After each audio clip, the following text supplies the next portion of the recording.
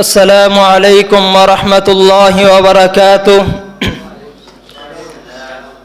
الحمد للہ رب العالمین والصلاة والسلام على سید الانبیاء والمرسلین وعلى آلہ واصحابہ اجمعین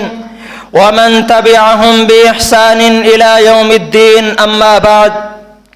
قال الله تبارك وتعالى: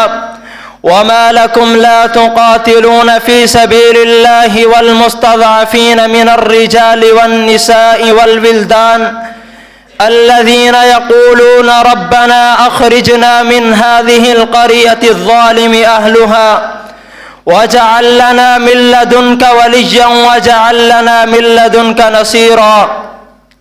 وقال النبي صلى الله عليه وآله وسلم: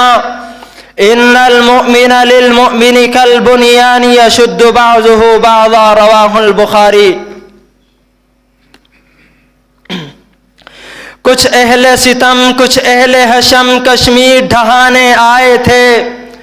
کچھ اہل ستم، کچھ اہل حشم کشمیر ڈھہانے آئے تھے، دہلیز کو چوم کے چھوڑ گئے، سوچا کہ یہ پتھر بھاری ہیں، زخموں سے یہ دل چور سہی، تم اپنے شکستہ تیر گنو، خود ترکش والے کہہ دیں گے یہ بازی کس نے ہاری ہے۔ سامعین ذی وقار، ریاست جموں کشمیر بنیادی طور پر 7 خطوں پر مشتمل ہے، جس میں وادی کشمیر، جموں، کارگل، لداخ، بلتستانی، گلگت اور پونچھ کے علاقے شامل ہیں، اور اس کے علاوہ یہ ریاست درجنوں چھوٹے بڑے علاقوں پر مشتمل 84,471 مربع میل پر پھیلی ہوئی ہے، اور یہ ریاست آبادی کے حساب سے اقوام متحدہ کے 140 رکن ممالک سے اور رقبے کے حساب سے 112 رکن ممالک سے بڑی ہے۔ پھر ان تمام خطوں کی اپنی اپنی الگ ایک تاریخ ہے جو ہزاروں سالوں پر محیط ہے۔ ماہرین ارضیات کا کہنا ہے کہ 10 کروڑ سال قبل یہ خطہ سمندر میں ڈوبا ہوا تھا، پھر آہستہ آہستہ اس خطے کی سرزمین وجود میں آئی، اور اس عمل کو بھی 10 کروڑ سال گزر چکے ہیں۔ سامعین ذی وقار، جب میں ہزاروں سالہ پرانی تاریخ کا مطالعہ کرتا ہوں تو مجھے کشمیر کی ریاست کبھی دہلی سے لے کر کابل تک اور کبھی لداخ سے لے کر سندھ کے ساحل کراچی تک پھیلی نظر آتی ہے۔ ارے تم بات کرتے ہو کشمیر کی، آؤ میں تمہیں بتاتا ہوں، میں جس کشمیر کی بات کر رہا ہوں وہ ریاست جموں کشمیر ہی ہے، کہ جس کی بدقسمتی کا آغاز 16 مارچ 1946 کو معاہدہ امرتسر سے ہو گیا تھا، کہ جس کے ذریعے گلاب سنگھ نے 75 لاکھ نانک شاہی کے بدلے انگریز سے جموں کشمیر اور ہزارہ کے علاقے خرید کر غلام بنا لیے تھے، اور ان کے علاوہ گلگت بلتستان، کارگل اور لداخ کے علاقوں پر قبضہ کر کے ایک مضبوط اور مستحکم ریاست قائم کر لی، اور وہاں کے باشندوں پر ظلم ڈھائے جانے لگے۔ جہاں تک بات کشمیر کی تاریخی حیثیت کی ہے تو یہ ان کا حق خود ارادیت پیدائشی حق ہے، جس کے حصول کے لیے وہ طویل عرصے سے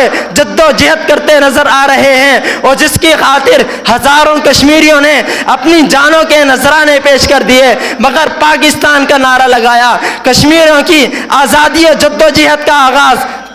1931 میں اس وقت سے شروع ہو گیا تھا جب شاعر مشرق، مفکر پاکستان علامہ محمد اقبال رحمہ اللہ نے 1931 میں لاہور میں یوم کشمیر بنایا، اور حامد میر کی تحقیق کے مطابق کشمیریوں کی تحریک آزادی 1832 میں پلندری اورنگ کے مقام سے شروع ہوئی، جس تحریک کے نتیجے میں 22 کشمیریوں نے سری نگر جیل کے سامنے جامع شہادت نوش فرمایا۔ کشمیر دراصل lord Mount beaten, Jawahar Lal Nehru اور شیخ عبداللہ کی سازشوں اور گھٹ جوڑ کے نتیجے میں بھارت کے قبضے میں آیا، جس کی خاطر پاکستان اور بھارت کے درمیان اب تک 3 جنگیں لڑی جا چکی ہیں، مگر یہ مسئلہ حل نہیں ہوا۔ لہٰذا میں اقوام متحدہ سے درخواست کروں گا، خدارا آپ اس مسئلے کو جلد از جلد حل کریں، اور اپنے حکمرانوں سے بھی کہوں گا، خدارا آپ قائد ہیں، آپ کا حق بنتا ہے اللہ نے آپ کو موقع دیا ہے،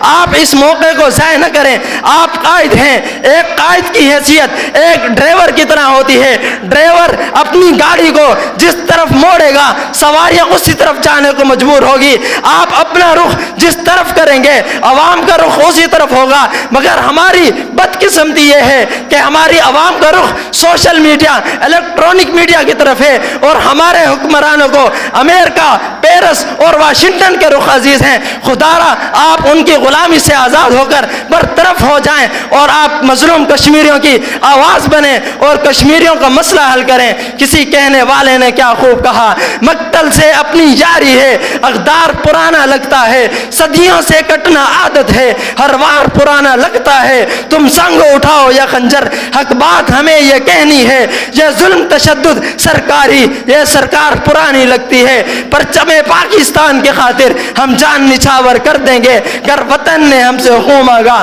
تو وطن کا دامن بھر دیں گے۔ وآخر دعوایا ان الحمدللہ رب العالمین، والسلام علیکم۔